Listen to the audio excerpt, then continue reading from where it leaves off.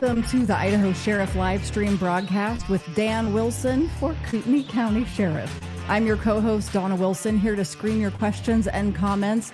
Together, we focus our discussions on all things liberty without compromise.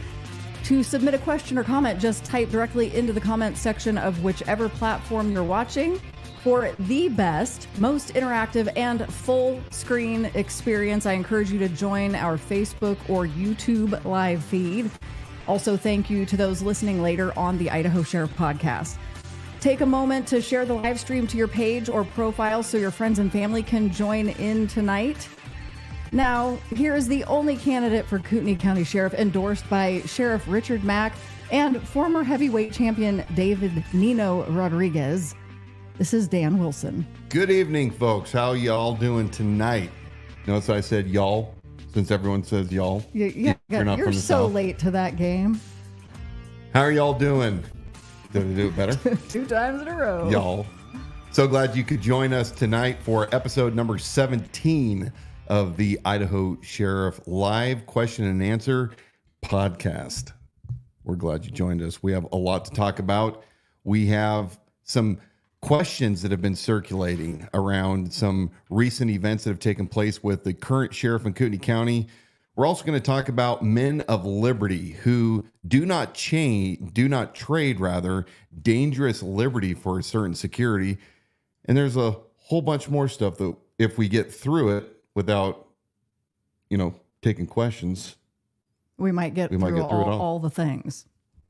We've got people joining us here on Instagram. Had a glitch there in the beginning. I'm glad I moved over. I'm shuffling between tabs. Let me remind those of you who are joining on Instagram that for the best full screen, most interactive experience, join us on Facebook or YouTube, because we can put your comments up on the screen. And even as Dan's answering other questions, we can kind of see the dialogue that's going on. So that's really fun on those Facebook and YouTube platforms. And Instagram, when it goes to the replay, they don't show up. They eliminate all the comments. So it's a bummer. Yeah. And also last week we had reports that Instagram was down or glitching. However, we watched the entire episode and on Instagram, and it played back flawlessly. So anyway, don't forget, if you love liberty without compromise, go to theidahosheriff.com. You can buy whatever kind of liberty without compromise merch. Dan Wilson for Kootenai County Sheriff. And also visit theidahosheriff.com to contribute. We desperately need your contributions to help us fight this battle against the establishment, against the deep state current sheriff. And I'm calling him that, a deep state sheriff. And you can also find anything you want about my platform, what I stand for, and really what current things that I'm exposing that's taking place right here in Kootenai County, the greatest county in the greatest state in the greatest nation on earth. There is a wealth of information on our website. It's ever changing and growing. We have had to become a very fluid campaign. We anticipated that from the beginning. But the campaign we were running on day one is not the same campaign that we're running here in the last day of July. And the website is a reflection of that. There's a result of a lot of work and research, and those resources are all there at theidahosheriff.com. And all in the attempt to make certain that you all have at your fingertips all of the answers to the questions and frequently the questions that were asked over and over again that we think that we have answered, and yet they pop back up. Well, guess what? If you go to theidahosheriff.com, most likely your question has already been answered. You've been asked once, do facts and evidence matter to you? Well, yeah, they actually do. Now, there's something else that we need to remind folks of. Coming up this week, we have tomorrow, Thursday, 6:30 p.m. in Rathdrum, Idaho. Westwood Guns is going to be hosting me for a town hall. Hope all of you guys can come in and see us there. And Duke, it's going to be a lot of fun. It's going to be warm, but Duke has an amazing place there at Westwood Guns. We are going to be talking about liberty and what's going on currently in the country and in Kootenai County, and what the role of the sheriff is. A lot of people still don't know what the role of the sheriff is. But 8/4 this Sunday, we have a private meet and greet in Hayden. We have a town hall Monday, the 5th of August at the Hayden Library. So we're going to be doing another town hall there for you to come out. If you can't make it out to Rathdrum or to some of the other locations, yesterday I had the distinct honor to speak with the History Club, and that was just a great time. Those folks, great patriots. They love the country. They love Kootenai County, and they have really good, hard questions. They did. That was a good group that meets at the Highlands Pub and Grill in Post Falls. And we came out at the end of that better than we were when we entered that room. Yeah, it was great. And I think Ken Moore that runs that, he has a great thing going, and we really love those people. And that's open to the public. So if you're interested in that history club, we can get you in touch with them. We have a viewer on Instagram that says he has your yard sign in his yard here in Coeur d'Alene. Awesome. How's it been going? He'll have to let us know. Chime in there again and let us know how it's going. Do you have a game camera on your sign? That's the question. And why are we asking this question? Well, we have had a few of them disappear. Yeah. Well, more than a few. Yeah. But we were at the Hayden Days Parade this last Saturday. Again, huge shout out to all of my supporters who not only came out to walk with me in this parade, but also those that were on the sidelines cheering us on.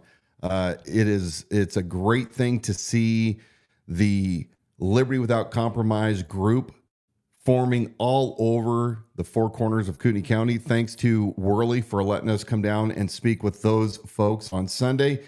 I think we've reached just about every section of this great county so far. We've made it around, yeah. And we'll loop around again. Now, we're going to talk here in a few minutes about the controversy that is still ongoing and picking up steam with Sheriff Bob Norris and using his office to put a bounty on a citizen. But first, I want to talk to you about some things that are very important. Oftentimes I get accused of only talking about the negative things, those things that are wrong with Kootenai County and Bob Norris. And while there is a lot of truth to that, it's also not entirely true, because if you go to any of my meet and greets, which I really hope you'll take the time and effort to come out, you'll hear not only those things, but also what my plan is for the county, what my stance is on liberty in general, and really a whole bunch about the office of the sheriff that most people really don't even understand. I knew from the beginning, just even for my own personal knowledge prior to you entering the race, there was a lot that I personally didn't know. And so I realized we need to spend more time getting back to the basics, because people don't understand the role of the sheriff. I've been asked many times, why did you decide to run for sheriff? And I'm not going to be negative now and talk about the initial reason, which if you go to any of our previous podcasts, you'll more than likely discover that answer. But the second and almost overreaching reason is I saw what happened in 2020. 15 days to stop the spread. How many of you out there right now watching or listening remembers 15 days to stop the spread? And how many of you, when you heard those words at not only the national level, but also the local level, how many of you said, this is wrong, this is unconstitutional? In fact, it is an end run around the Constitution. You see, there was a bunch of bureaucrats and some elected officials, but a lot of unelected bureaucrats who decided to play God. They thought somehow that, those rights that the government recognizes come from God and God alone, that the government is supposed to be in place to preserve these rights of ours, life, liberty, and property. Well, apparently a virus supersedes all of your rights, the ones that God gives you. So government naturally has the right to tell you you're not essential. How many of you out there remember when you were told you're not essential? Stay home, stay 6 feet apart. You don't matter. You can stay home. We'll figure it out. The government will print trillions of dollars and will eventually swing it back towards you, but you can't collect rent if you are a landlord. You can't go to work if you're a carpenter. You can't run your restaurant or your grocery store unless you're a big box store or a national chain. You see, men of liberty, when they see this tyranny on the horizon, they act accordingly before it gets on their doorstep. And too many people in our country are either uneducated or extremely asleep at the wheel because they don't value liberty. They weren't paying attention to stand up and say to local government, yeah, we're not locking down. You have no authority to shut us down. You have no authority to tell me that my business is or is not essential. And we all knew what they were doing, and yet so many complied. I remember for years, even dating back to when I was in high school, nobody will ever dare take over the United States of America because we are the most heavily armed populace out there, and there is no way that anyone would dare try to take on the American people. Well, that's true. They didn't bring guns. They didn't bring artillery. They didn't bring aircraft. What they brought was fear. Fear of a virus that was allegedly so deadly that bodies would be stacked up so high, the morgues would be overflowing, and it would push us back into the Stone Age. But men of liberty, we knew what they were doing. We knew that these neo-Marxists, these global Marxists, were attempting to destroy the Bill of Rights, and in doing so, destroy the United States of America. And many, many brave people did stand up, but far too many did not. How many of you lost something precious to you because some unelected bureaucrat said, you can't go? How many lost a loved one because they couldn't get to medical treatment in time due to the lockdowns, or they were so fearful of going to the hospital without bringing loved ones around them that they chose to stay home? Your children were locked up. They were told to wear masks. Tyranny reigned for so many people. I personally lost the ability to see my oldest daughter graduate from Navy boot camp.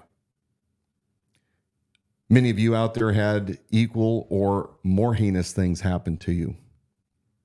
And we looked at what was going on, and while we're being told by that rat, Fauci, and Bricks, and all the other entourage from the CDC, and even locally, when they would say you have to wear your mask, and now we know arbitrarily they came up with this 6 foot distance. We knew that the masks were not stopping a virus that was way smaller than the fabric of these masks.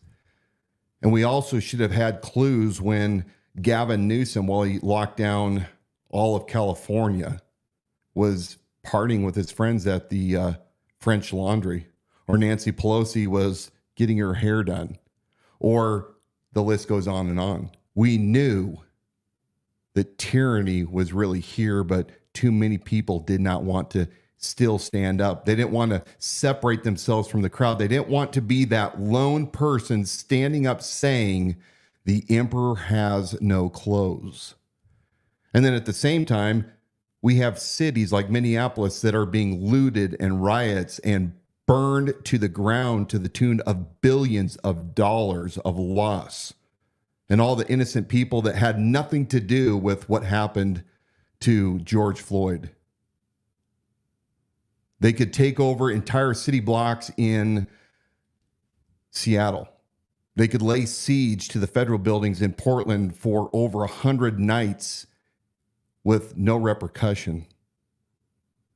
And they were told they could demonstrate together because they were exercising their First Amendment right to peacefully protest, to express their grievances against their government. And yet the rest of the world was told, you can't even gather in groups. You can't get within 6 feet and wear your mask. And they only had to wear a mask if they were to conceal their faces and their identities. And folks, that should have been a clue for so many people that COVID was a lie. Were people getting sick? Absolutely. Were people dying? Yes. Most likely that was due to medical malpractice when it comes to drugs like remdesivir and being told you can't take hydroxychloroquine or ivermectin. And you absolutely saw the meltdown of people who were paranoid beyond belief because they were enticed into believing that this thing was going to wipe out all of mankind. And, you know, I come back and I say, where were the leaders during this that acquiesced and helped lock us down? Have they been held accountable? Have they had charges brought up against them for violating people's civil rights? And have they faced a jury of their peers? The answer is no. But they should be. How many people have killed themselves over the past 4 years due to these lockdowns? I'm going to say it again. Men of liberty see the danger on the horizon and they act accordingly. They don't look back in hindsight and go, well, if only I had known then what I know now. Because when it comes to liberty, everyone should already know what tyranny looks like. And we have a current sheriff who bought into the paranoia back in early 2020. A lawman of 30 years with the Los Angeles County Sheriff's Department, a man who claims that he oversaw assets when he was a lieutenant with JRIC, Joint Regional Intelligence Center, where he handled FBI, CIA, U.S. attorneys, and he trained with Mossad and Shin Bet. Well, I'm going to play a video for you, and I want you to look at the current sheriff of Kootenai County and how clueless he was about freedom and tyranny and how much he bought into the lie just a short time ago. One of the guidelines was, let's only have gatherings of 10 people or less. Well, I have to tell you, I've been around town, and driving when I'm going to the grocery store, and I see that we have establishments that are open and have a lot more than 10 people in. Please remember to only use trusted resources and make sure that they're trusted through Panhandle Health, Department of Health and Welfare, and of course the CDC. So that is current Sheriff Robert Bob Norris, who just a short few years ago during the lockdown was telling you, trusted sources like the CDC, Idaho Department of Health and Welfare, and Panhandle Health. And he was getting after people for gathering in groups larger than, what the CDC recommended. He was your hall monitor. He wasn't espousing any kind of liberty. He wasn't protecting the people's rights. Now, granted, he was a candidate, but he does like to bloviate and brag at many of his town halls that he stood up for the people during COVID. Well, I think that it comes back to the importance of a man having a doctrine that is immovable, that does not change. Your policies or actions or reactions may change depending on circumstances of the day. But what that's an example of, it's not we don't excuse that Bob Norris at that time because hindsight, he knows what he just displayed to all of us is that his doctrine is not liberty without compromise. He doesn't understand what that is. It's trust the federal government. And you don't say, well, he didn't understand liberty then, but he does now. No, that was the test, and he demonstrated that he does not understand personal liberty. And that happened before he was elected, and the people still elected this man. Now, people say, well, Wilson, what did you do? Well, before I decided to run, this was not motivated by anything more than what my code and what my creed say. I have 2 construction companies, commercial construction companies. And we do a lot of medical remodels. We do a lot of government remodels, government work rather, small works. And when we heard Jay Inslee say, hey, everybody shuts down, they stay home, what do you think that we did? We gave the governor and the rest of the country the middle finger and said, no, you don't get to tell us what we can and can't do when we're providing for our families. And as an employer of men and women, it's my job as the leader to make certain that my people are taken care of. And that's exactly what we did. I went to my people. I asked them, if you have any concerns, we are going to accommodate you. But for everybody else that believes in liberty without compromise, full speed ahead, we are not going to stop. And we did not. And in fact, I hired more people during COVID than I had prior to and have since. And those days that things were very difficult, supply chains were broke. You could not get materials. Manpower was very limited because so many guys had decided to take unemployment because they were told they were unessential. But the city of Spokane came to me for 2 projects. They were COVID-related projects, federal government mandated by city ordinances that they, due to funding they had received, that they had to build 2 shelters, emergency shelters for the homeless. And they came to us and said, look, we don't have plans, we don't have budgets, we don't have all sorts of things, but we need somebody that can come in here and help us work through these and get them done by a certain date and time. And we were awarded multi-million-dollar contracts, and we did just that. I surrounded myself with industry experts. We presented the challenges before us. And then we worked together based on their advice. And we accomplished every one of these projects on budget, on time. And you do that when men of liberty do not acquiesce. They do not cower, but they act boldly. That courage is catching. You can do mighty things when you defy tyranny and obey God instead. We did not shut down. We never complied one bit. But I'll tell you something else. A short year later, when things were supposedly going back to normal and we had these vaccine mandates, my position on vaccines is very simple: personal liberty.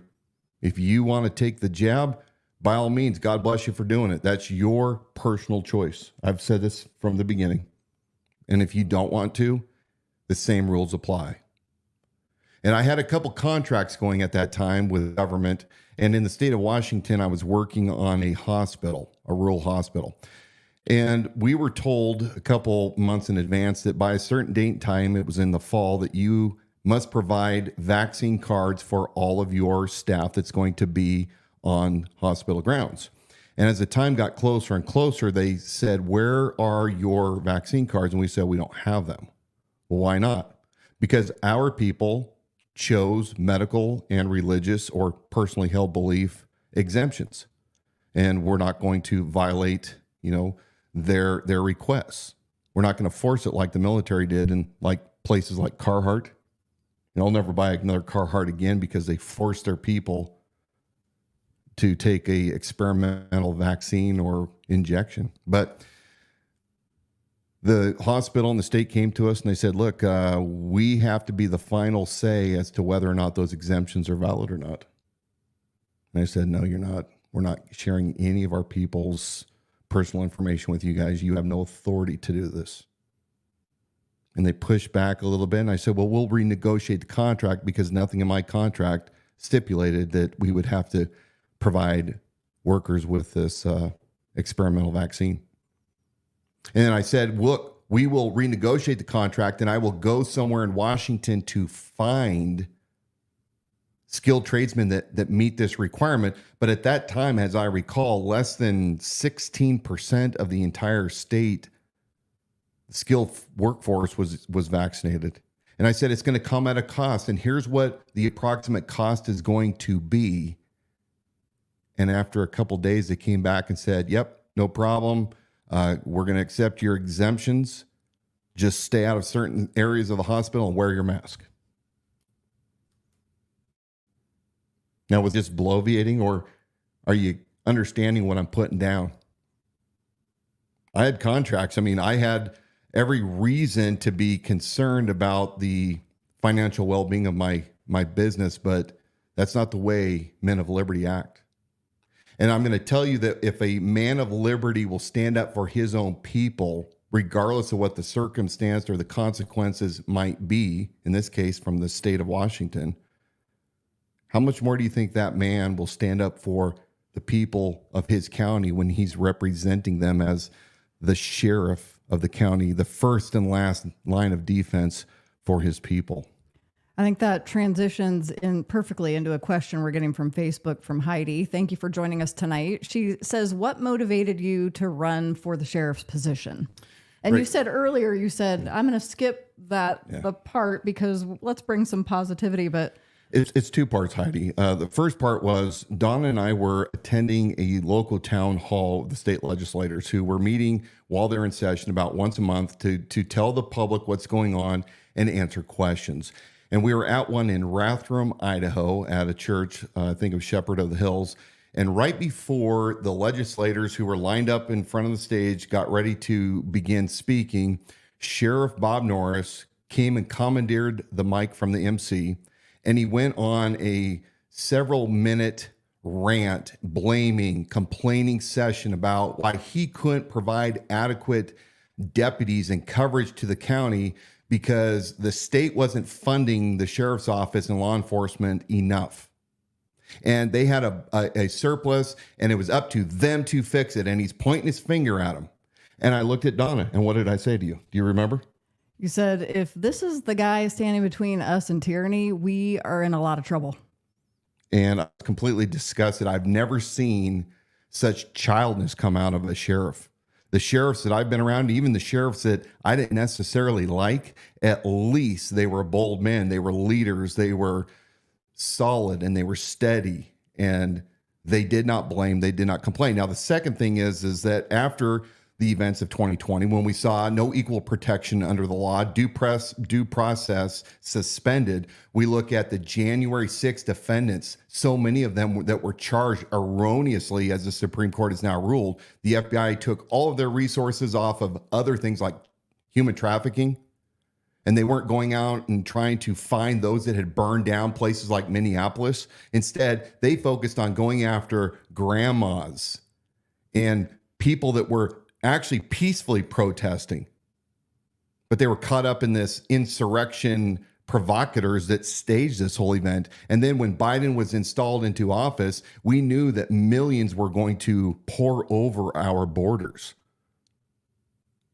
So by 2022, after seeing this stunt by Sheriff Robert Bob Norris and realizing that the communists, the neo-Marxist globalists were going to attempt to do the same thing again. They weren't successful like they thought. They were pretty close.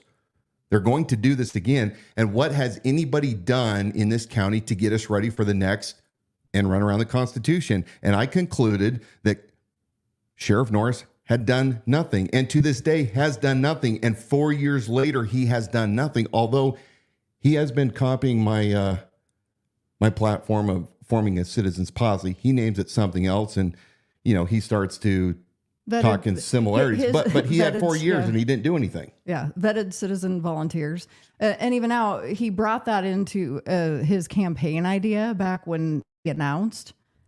There's been no action taken on that. So is that okay? This is a new idea I have, and I'll do it if I get reelected. Right, yeah. Then I will. There you go. So I've in essence wasted the last 4 years. Yeah. But reelect me, and I'm going to do some new tricks. Can anyone outside of the few deputies that have, and I'm talking also about dispatch and jailers and anybody that has received a pay raise, which was due, but outside of that, can any of you in Kootenai County name anything of significance that Bob Norris has truly done for the county?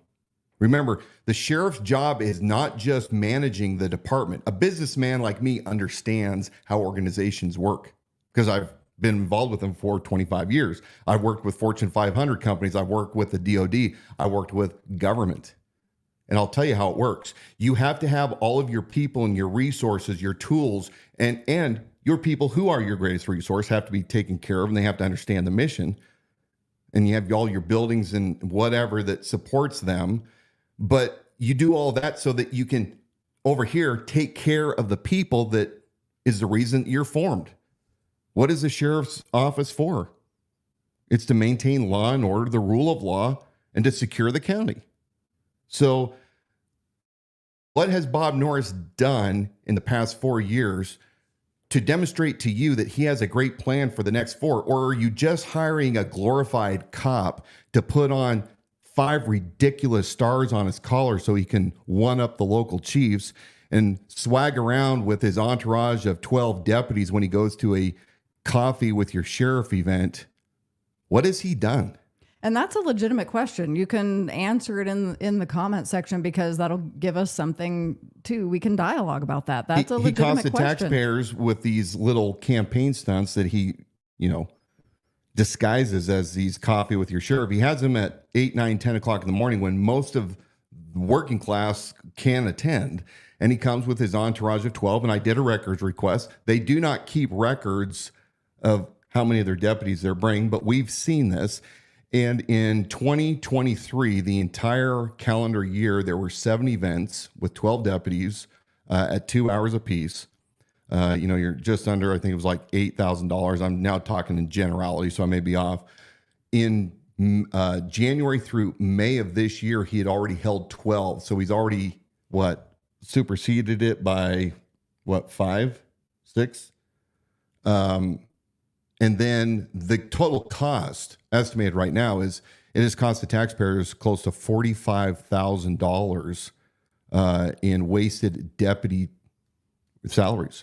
I mean, he's already said they're all strapped, and he's still down 5 patrol, and I think it's 21 in the jail. But he brings jail captains. I've been there. I've seen he's brought lieutenants, he's brought sergeants, he's brought support staff, all just to have a conversation like I'm having right now with you.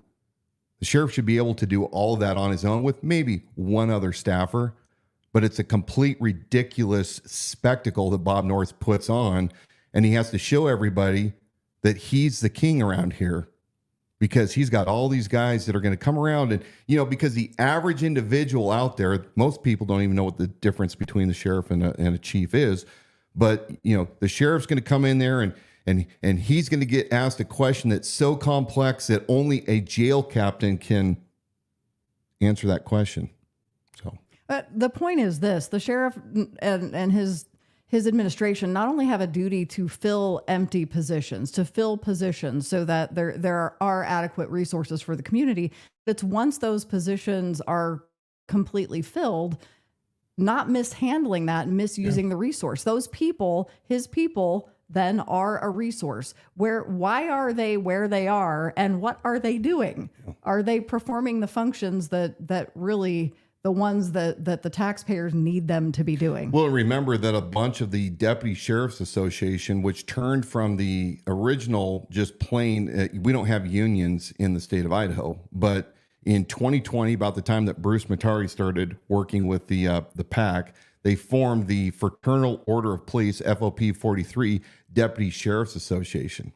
And you see that the change of the way things started going inside the office, and it wasn't for the good. And so you have a bunch of these deputy gangs running around with Bob that follow him to campaign events. In fact, the Cataldo event, which we talked about 2 weeks ago with the tort claim that was filed by a lady who is claiming, and with witnesses that I have heard firsthand, who have stated that Penny was telling the truth when Bob made extremely vulgar statements about her. Now, again, I don't know them to be true, but I'm being told they're true. And who is flanking him? 2 deputies to a campaign event. Why are 2 deputies following the sheriff? Now, is it against policy? And that it's a loose policy. We don't know. There is evidence of that because there's photographs. They were photographed, and there were those that know who these deputies are. And I'm not going to name their names right now. I have in the past, but I'm not going to now. So, folks, you got to understand that in Kootenai County, with the regime of Bob Norris with his deputy gang problem, this is also the PAC that defied the KCRCC recommended candidates for county commissioner and for the very important precinct committee people, Bob allowed them to use the seal of the sheriff, the badge. So it fooled people into thinking this was an official endorsement of the sheriff. And then he got in trouble by Brent Reagan, had to go clean it up. And then he said, well, I gave them some permission, but not all the permission. Then Nick Franson, the president of the FOP, put out a post that he didn't think we were going to get. We got a good screenshot of it. And he said, we have been basically dumped on. I'm paraphrasing. And we were told that we could do this, but the very people that we serve and protect now are calling us liars. And then Bob had to go back and do another retraction. And then it was a big mess. And this is what happens, Bob, when you don't do the integrous thing. When you can't draw a line between your employees and your job to serve the people, not your deputies. So in this world right now of Kootenai County, there are two camps in the Kootenai County Sheriff's Office. And we know this because right after this event that we're going to talk about, I had yet another outpouring of county employees in the sheriff's office coming to tell me their frustrations, and we met with some of them. But here it is. You either are in Bob's little fiefdom, you're his buddy, you do his bidding, he helps you, you help him, and then those that don't. And those that don't are given a very, very cold shoulder. And we have heard story after story from deputies and support staff as to how messed up the office is right now. And that's going to change. But folks, this is what this current sheriff has done to your sheriff's office. People used to say, not me, that it was bad under Wolfinger. It's far worse under Bob Norris because he's brought the Los Angeles County Sheriff's Department mentality here to Kootenai County. This leads to another question from Linda on Facebook. Could you specifically detail the dangers of misuse of power from rogue law enforcement officers? Okay, read that one more time. I want to make sure. Could you specifically detail the dangers of the misuse of power from rogue law enforcement officers? Or maybe even if you relate that to the type of department that Norris is creating on the heels of what you were just talking about, how could that affect officers that are going out into the community? Are they doing their job objectively and appropriately? Well, Linda, thanks. Great question. And I'm going to try to work through this accurately. First of all, when it comes to law enforcement officers are called. It's a calling.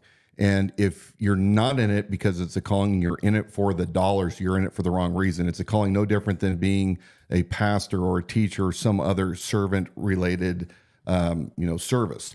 But here's where it gets really difficult. In the sheriff's office or in police departments, we hire a very select few that can pass all of the criteria, mainly integrity as well as physical and ability to do this job.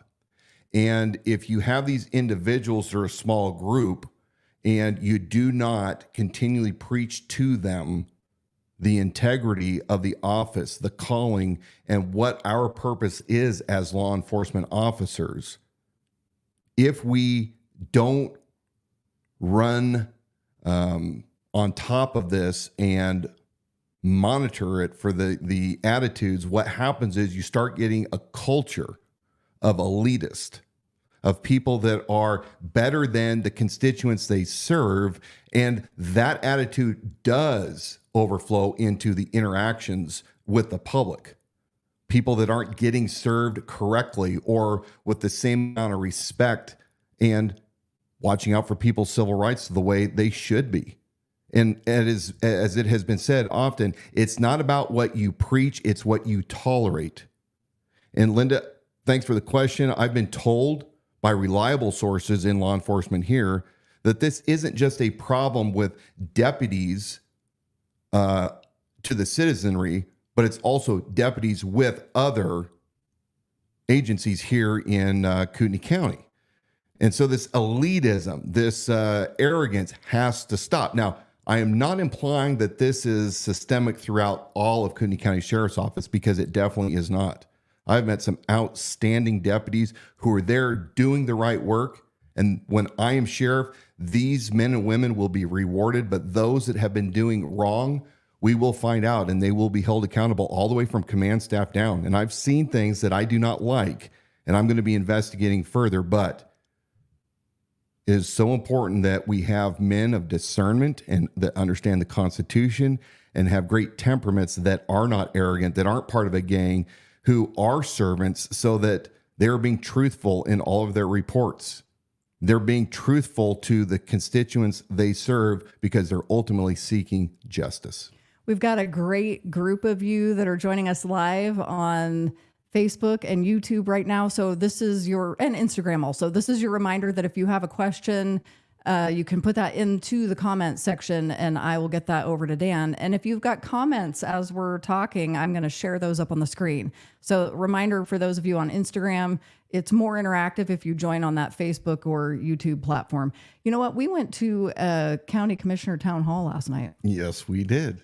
And that was, it was a little dry. Boring. It was a little dry. It was boring. But we went because we want to be involved in the community. And so, yeah, you and I sat down. And did we have any ulterior motives for going to that town hall with the county commissioners? We did not, but you can play. What was the words of the dog out of the bush beans? Roll that beautiful footage. We'll see Something like that. See what anybody has to say about this after we share this. Comments or thoughts from anybody?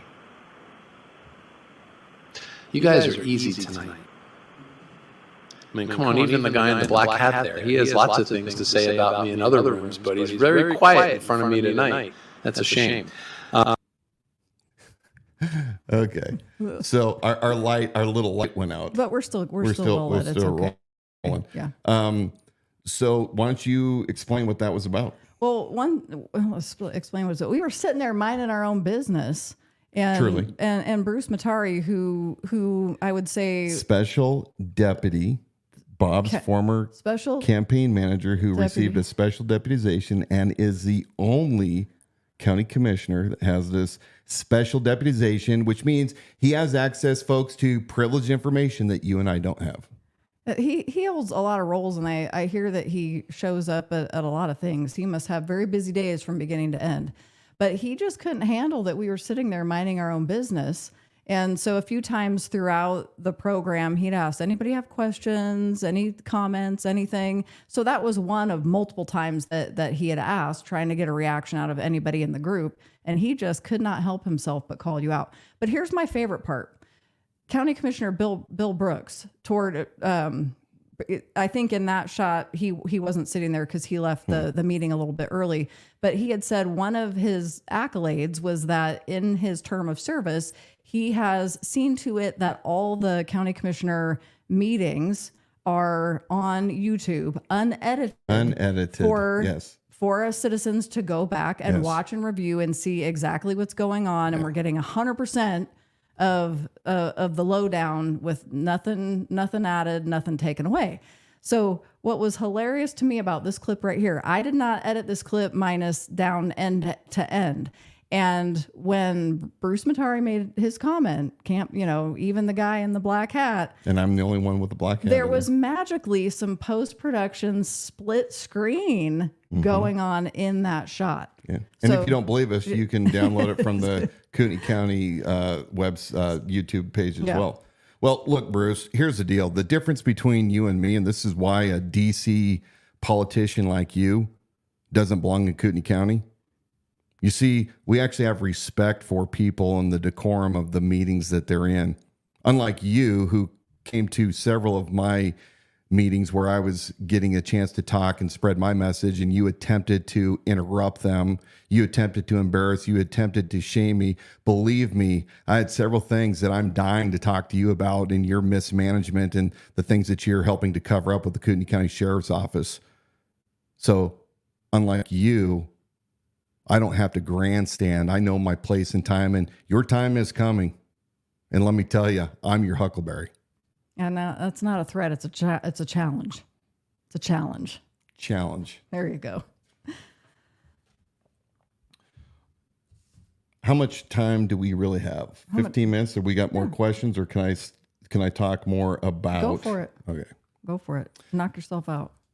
My favorite subject as of the past week is Bob's abuse of power when it comes to his position. Linda, we just talked about this a second ago, but let's take folks back who may not be aware of this. I mentioned earlier that there was an event, a candidate event last April, right before the primaries out in Cataldo.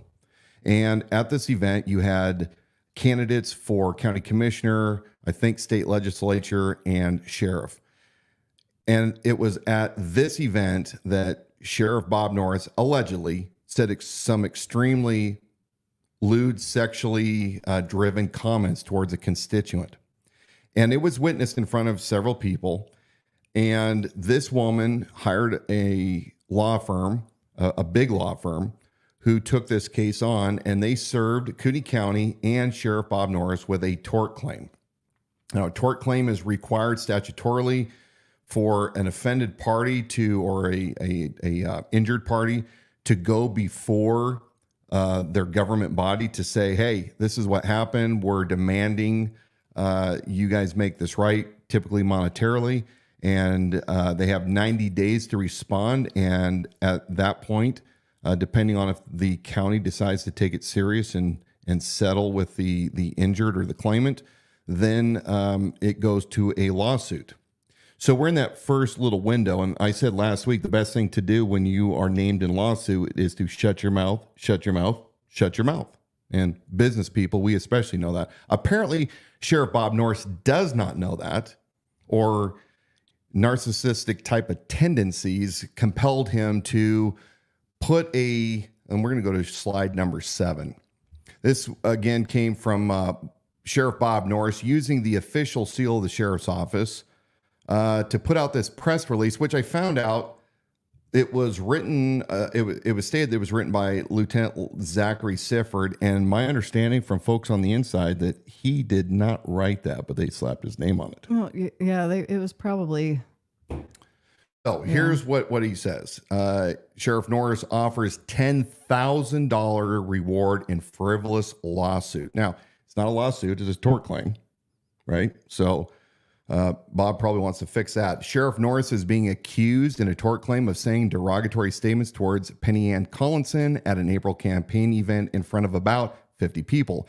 Not only are these allegations false, Sheriff Norris is posting $10,000 of his own money for video proof of such frivolous claims made by Ms. Collinson. Ms. Collinson's allegations are 100% false. The frivolous tort claim is similar to the one filed by failed 2020 sheriff candidate John Grimm before May 24 primary. This is another effort to tarnish Sheriff Norris's credibility. He doesn't really need much help on that, by the way.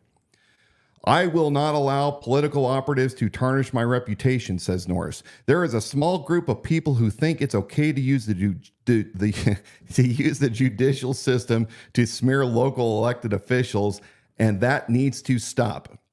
Sheriff Norris is offering $10,000 of his own money for any video evidence that made by his accuser. Sheriff Norris is evaluating all options, including a countersuit where he can seek damages from these false allegations.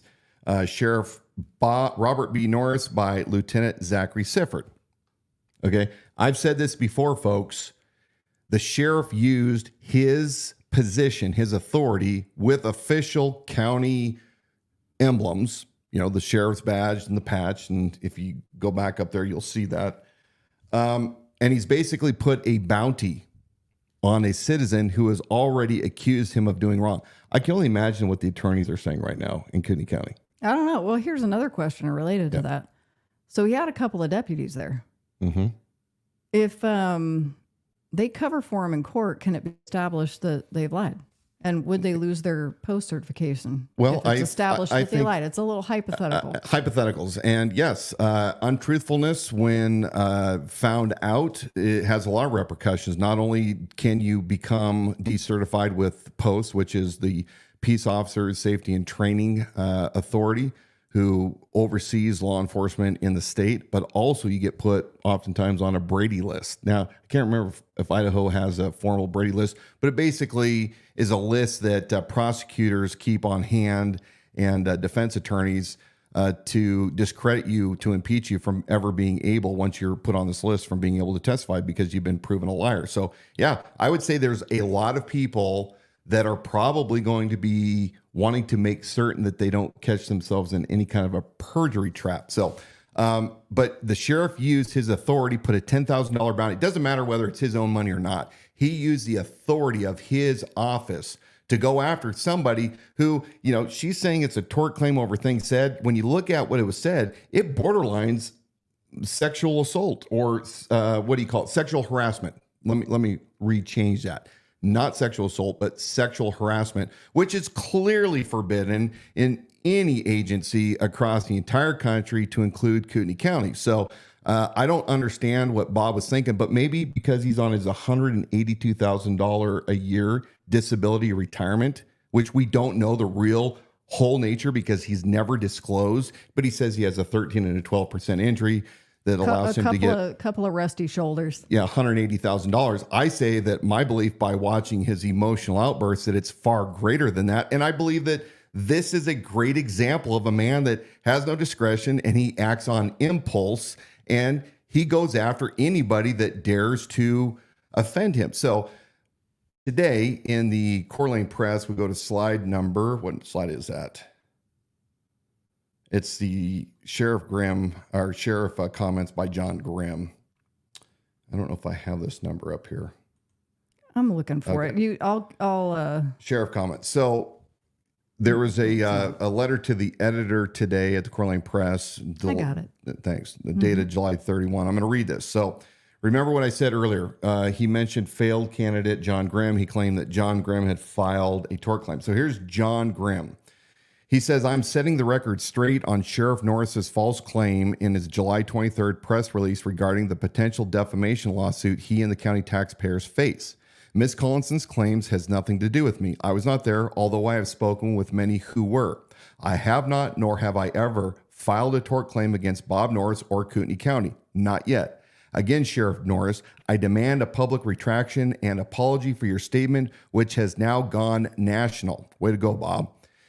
It is an inappropriate and unethical for an elected sheriff to use taxpayer-owned forum in what appears to be an attempt to place a bounty on the heads of law-abiding citizens. History is full of political zealots who commit crimes against others when incited.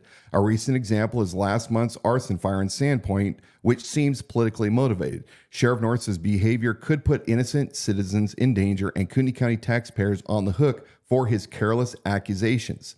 Sadly, deflection, attacking an opponent's character or motive rather than answering the argument are established and predictable behavior patterns for Bob Norris. That is true. In an attempt to call our motives into question, both Norris and his allies in the press emphasize, quote, former or failed sheriff candidate, unquote, when printing the names Mike Bauer or John Grimm. I've spoken at great length with Mike Bauer. He's a good man. Mike ran for office for the same reason I did. We care about our community and neighbors. We are critical of the sheriff because of what we know about him and the direction Kootenai County Sheriff's Office is heading. We must prevent further infiltration of the Los Angeles County sheriff gang mentality in Kootenai County. I sincerely hope it is not too late. John Grimm. And John, I agree with you. I think that you articulated this very well, what the issue is. And folks in Kootenai County, understand that you are facing a chance to continue with this bullying, with this emotionally disturbed individual, or unstable rather. I'll say unstable.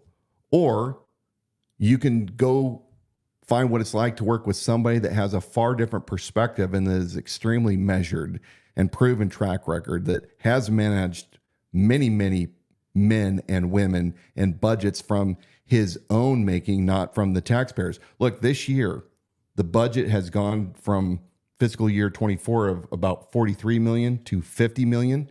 And I've been getting a lot of records requests on what they're spending. And there's a lot of stuff that looks extremely sketchy to me. We're going to be talking about this more in the weeks to come. But ultimately, folks, you do not want a sheriff's office that is weaponized against the people. And Bob, the best advice I can give you is when you're faced with a lawsuit, shut your mouth, shut your mouth, and especially shut your mouth. I think what really draws that home is you still have a section of people that says, look, they're just going to join the club of this is just a frivolous lawsuit and people need to stop doing this. People in general or this person. generalizing has a history, needs to stop doing this.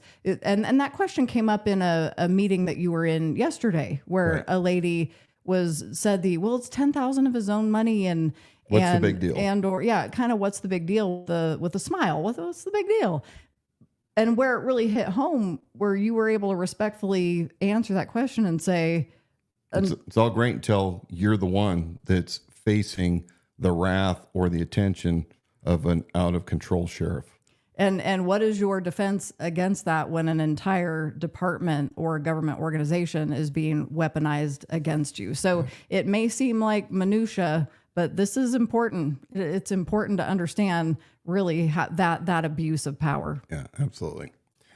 Well, one of the interesting articles that was forwarded to me this past week by my former chief, it's a very interesting read, and I want to read it to you if I can remember what slide it is here. I think it's slide number 9. Do I have slide number 9 up here? All the way down to number 9. I got to find it on mine. Well, I put it up on the screen, but you know what? It's upside down. Basically, what it's talking about is, oh man, never let a carpenter rotate. We're going to put a link and we'll read it again next week. But in essence, Kentucky has in their legislature started a bill that would strip away all federal law enforcement's ability to be considered post-certified in their state. They're no longer considered peace officers in the state because of their continual abuse of power as demonstrated all over the country. And other states like Montana, and there's a few more I don't recall, have all jumped on this bandwagon. And we're starting to see a change across this country where the states are once again asserting their 10th Amendment rights and saying that we don't believe that these federal law enforcement agencies are constitutional, and nor should they be running all over top of our people. I had a question yesterday, and this woman who has not been my fan, she says, well, I got a question for you. I got a scenario. What happens? What advice would you give me if I'm a single woman in my home alone and the FBI comes banging on my door? And I looked at her and I said, and she says, without a warrant. And I said, don't let him in. Plain and simple. Don't even talk to him. And after a couple of seconds, she says, that's all you have to say? And I'm like, well, yeah, don't let him in. They have no reason to be there. And then she says to me, she says, well, this is what Sheriff Bob says. And by the way, I was at the town hall where he said this. So I know she was 100% certainly correct. She says, well, Bob says that if you find yourself in this situation, call him and he will send deputies out there to look at the situation and potentially arrest the FBI or whoever is trying to, serve the warrant or whatever they're there for. And I looked at the people in their room and I said, how many of you in this room have Bob Norris's phone number? And out of 30 plus people, one hand went up. And this guy happens to be a friend of Bob's and a official endorser on his webpage. Here's the deal. As I told her, the FBI doesn't give you a heads up that they're coming so you can call the sheriff. And in fact, when they come to your house and they have a warrant and they're ready to serve that warrant, they are not waiting for you to call the sheriff. They're going to break your door down. They're going to haul you out in cuffs, and they're going to have their way with your house, your possessions, your property, and potentially you. And that's the way it goes. Instead, you need to have a sheriff that sets the limit immediately with all these federal law enforcement agencies and tells them exactly what's going to happen and what will not happen, and the things that are acceptable and the things that are not acceptable. And remember, we've already had Supreme Court rulings showing that the sheriff is the chief law enforcement officer of the county, historically predating the Constitution and the Bill of Rights. So while the sheriff isn't mentioned necessarily in the Constitution, even Scalia ruled in his majority ruling opinion, rather, he opined in his opinion on the majority ruling of Prince versus U.S., which was Sheriff Mack and several other sheriffs suing the Clinton administration over the administration at the county level of the Brady Bill. And Scalia said, look, the founders were very, very clear when they said that there will be parallel governments and that the federal government cannot put into its service county sheriffs and local law enforcement to do its bidding because it would have unlimited power at that point. And remember that Hamilton in Federalist 85 said, we can rely safely on the disposition of the state legislatures to erect a barrier against the national government because the founders understood that not only do we have the separation of powers between the three branches, but it's also vertically. We have parallel governments at the county state level, the same that we have at the federal level. We're accountable to each other, but not to be ruled by each other.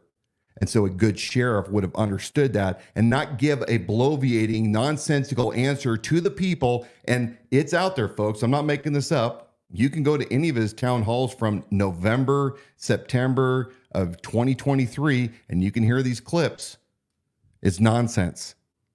But a guy that supposedly handled all those FBI assets and CIA and, don't take my word for it. It's on his reelect Norris for sheriff and the county website, talking about all of his experience. A guy like this is way too comfortable with the feds, and he does not have the ability to separate himself from those that he became very well acquainted with and friends in the people that he serves. And we have seen the abuse of the FBI in numerous occasions over and over and over again, to include what they did recently with the Patriot Front debacle that happened in June of 2022. And there's been some outstanding reporting and revelations through information requests that Casey Whalen has uncovered about the FBI interjecting themselves into a local jurisdiction over crimes that were not federal in nature.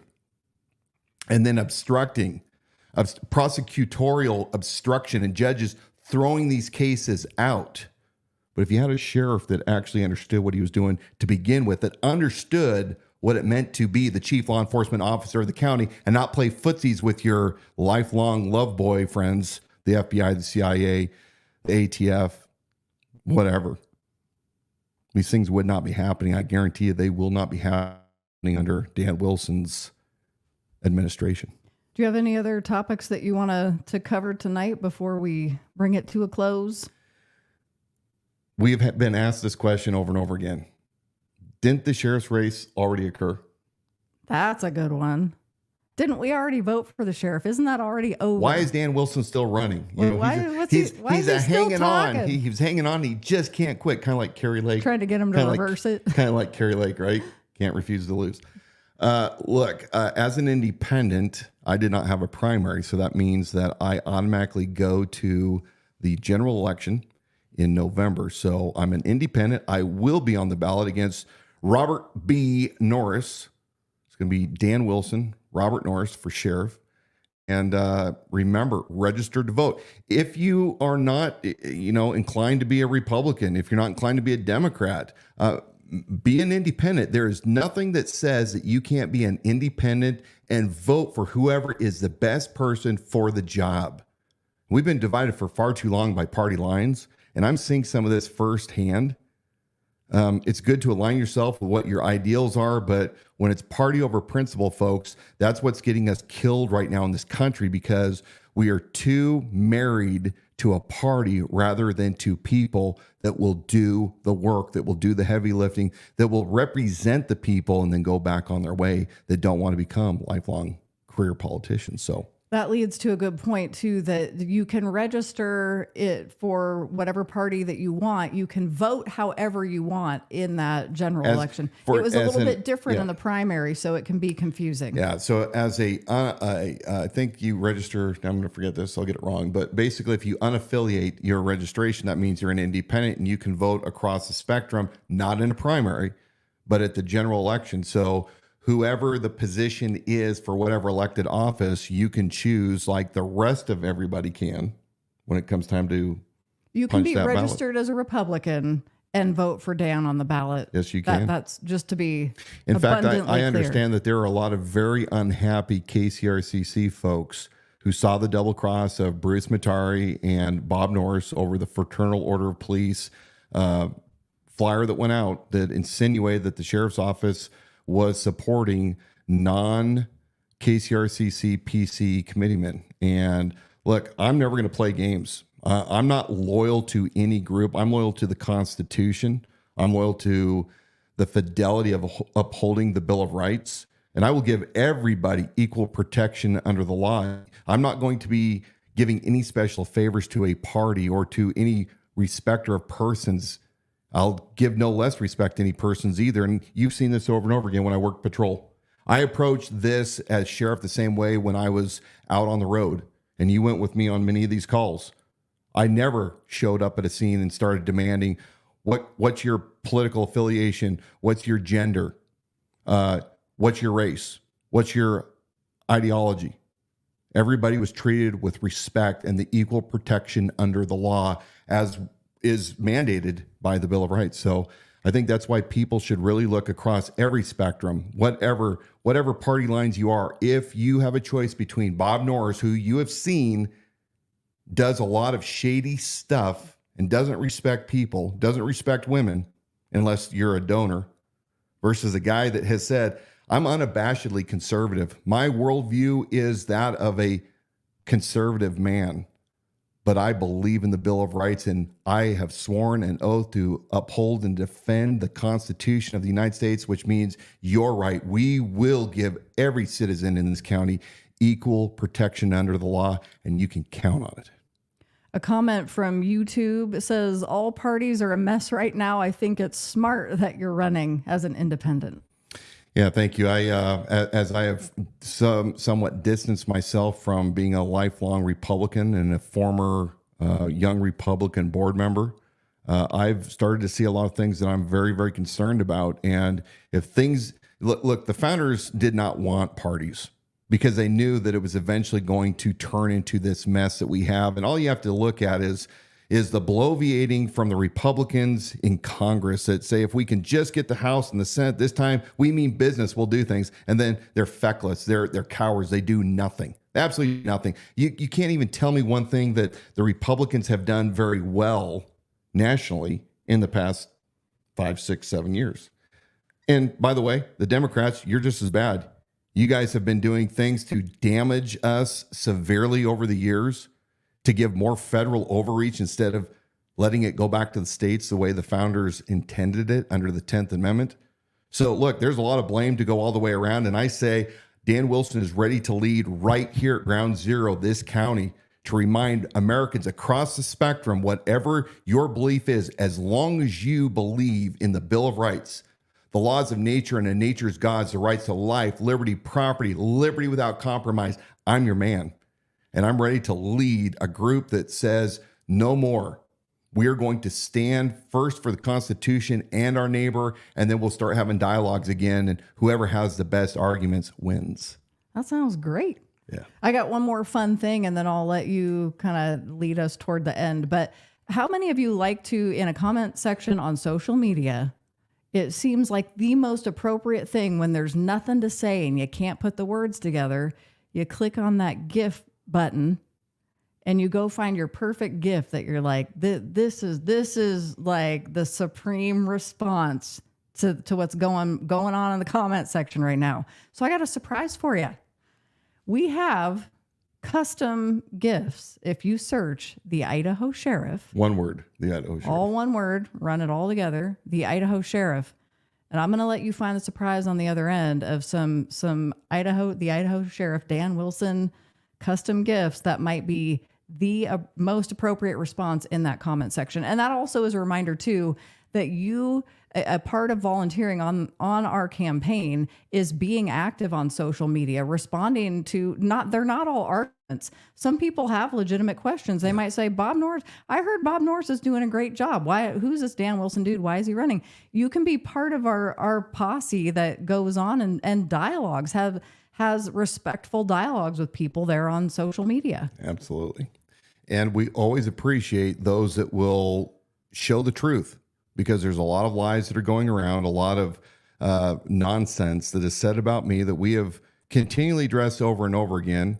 And it's great when people come together to say, yeah, this is a non-issue. It's already been covered, and we need to move on and talk about important things that are affecting the county. like whether or not we've had any cyber audits recently. See a lot of cyber attacks going on, and I'm going to be coming to you next week with a lot of heavy things, talking more about the extreme liability the county currently is in due to the inability of the Kootenai Regional Air Support Unit contract with the county to be executed properly. I've asked for the records. I've received all that they have. And from a businessman standpoint and from other industry experts, they're saying it looks like Kootenai County is exposed with this helicopter. So we're going to be talking about that next week. We're going to be talking about some more things that you in the county need to be aware of going into the fall election. So with that, thank you so much for joining us. I enjoy this every week. I enjoy the prep. I enjoy getting to come out and speak with you. Remember, the ultimate message is liberty without compromise. We did not descend from fearful men. We descended from men who understood the times. They acted accordingly, and they pledged their lives, their fortunes, and their sacred honor. That has been passed down generation after generation, to include my grandfather, who fought World War II in the South Pacific, and my daughter and son-in-law that recently have been serving in the United States Navy. It's now up to all of us to maintain the rule of law, to maintain liberty for all. Let's join together. Let's show the entire country what a united county looks like. Let's become that shining city on a hill for all other counties around this great country to see what a united people does. Stay hopeful, stay strong, courageous. May God bless you. May God bless Kootenai County. May God bless America. Good night. Thank you for joining us tonight for the Idaho Sheriff live stream broadcast with Dan Wilson for Kootenai County Sheriff. We're here every Wednesday night at 7 p.m. You can subscribe to our YouTube channel. The handle is The Idaho Sheriff. There you're going to receive automatic reminders when we go live. And for the Idaho Sheriff podcast, listen and subscribe wherever you get your shows. As always, learn more about Dan Wilson, his platform, and his viewpoints on our website at theidahosheriff.com. I'm also going to add that you can donate securely online, and we need you to join us in this cause of liberty without compromise. We need the financial donations. I don't have the billionaire donors that Bob literally has. We don't have the billionaire backing, so we need every single person to be involved. So you can donate online. I don't have drug money coming towards me either. No weed, no. None of any kind. No. Nobody from the cannabis business supports me. But anyway, good night, folks. See you next week.